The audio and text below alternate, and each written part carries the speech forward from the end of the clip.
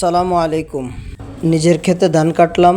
ধান কাটার পরে চিন্তা করলাম ধান খেতেই ধানটা শুকাই নিব এবং যে খড়টাও শুকাই নিব, কিন্তু পারলাম না।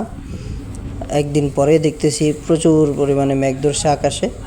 যদি বৃষ্টি হয় তাহলে ধানের অবস্থা 12টা বেজে যাবে, কারণ আমাদের ক্ষেতটা অন্যান্য ক্ষেতের তুলনায় নিচু। আমাদের ওই নতুন বাড়ির যখন করা হয়েছিল 2010 সালে, তখন এখান থেকে মাটি কাটা হয়েছিল। তো এটা আস্তে আস্তে পূরণ হবে, ঠিক হয়ে যাবে ক্ষেত, কিন্তু এখনও নিচু। তো নিচু হওয়াতে ভয় ছিল এখানে পানি জমে যায়, ধান পানির নিচে চলে গেলে একবারে শেষ।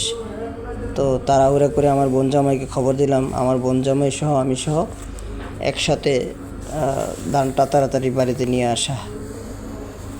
তো খুবই কষ্ট হয়েছিল।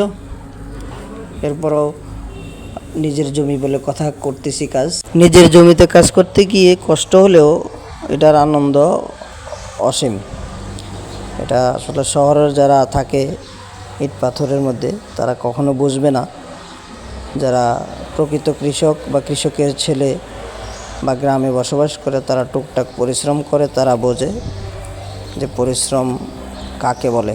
আলহামদুলিল্লাহ, ধান যখন বাড়িতে নিয়ে রাখি অনেক ভালো লাগে।